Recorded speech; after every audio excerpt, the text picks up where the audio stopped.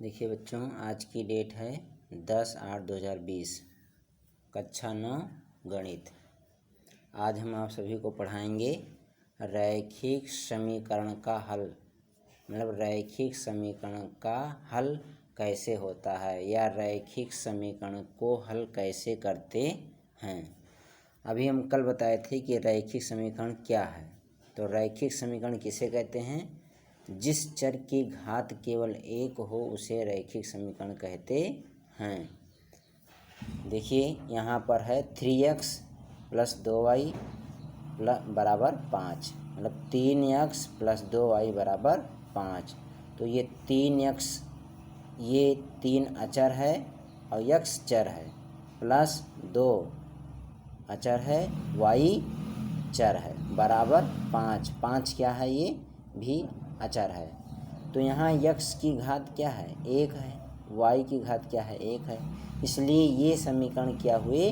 रैखिक समीकरण। तो आज हम बताएंगे रैखिक समीकरण का हल कैसे होता है। तो देखिए रैखिक समीकरण का हल कैसे होता है। किसी रैखिक समीकरण में उपस्थित चर राशि के ऐसे मान को जिससे समीकरण में चर के स्थान पर प्रतिस्थापित करने पर समीकरण के दोनों पक्ष बराबर हो जाते हैं, समीकरण का हल कहलाता है या हल कहते हैं। कहने का मतलब ये है कि ये समीकरण है 3x + 2y बराबर 5।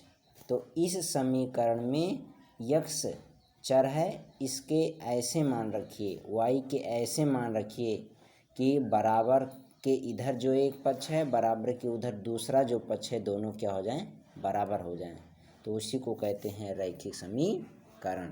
फिर से देख लीजिए, रैखिक समीकरण में उपस्थित चर के ऐसे मान, अब ये चर है x और y क्या है? चर है। तो इन दोनों के ऐसे मान को जिससे समीकरण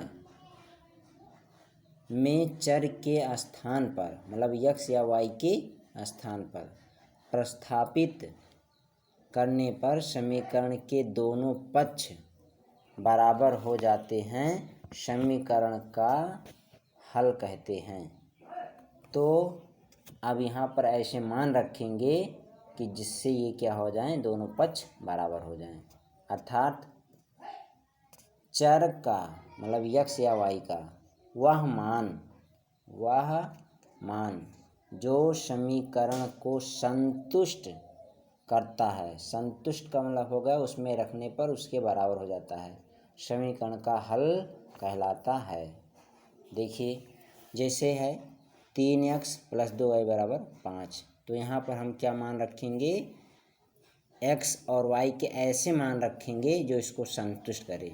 मान लेते हैं यहाँ पर x बराबर 1 रखने पर और y बराबर 1 रखने पर जब हम x बराबर 1 y बराबर 1 रखेंगे तो देखिए हमें क्या प्राप्त होता है। तो इसलिए 3x + 2y बराबर 5। अब x के स्थान पर 1 रखना है, तो 3 यहाँ पर रखिए 1 + 2 y के स्थान पर 1 बराबर 5। तो 3 का जब यहाँ गुणा होगा तो 3 का पहाड़ा 1 में पढ़ेंगे 3 हो जाएगा, 3 + 2 का पहाड़ा 1 में पढ़ेंगे 2 हो जाएगा, बराबर 5। और 3 और 2 दोनों को जोड़ेंगे, 3 2 क्या हो जाएगा? 5, बराबर 5। तो ये क्या आ गया? दोनों पक्ष बराबर आ गए। अभी कह रहा था कि जो समीकरण को संतुष्ट करता है, समीकरण का हल कहलाता है।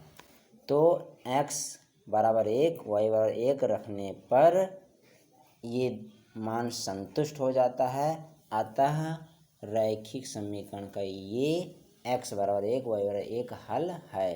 तो इस प्रकार से हम ऐसे सवालों को हल करेंगे।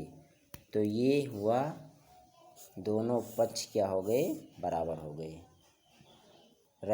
ये रैखिक समीकरण का हल है।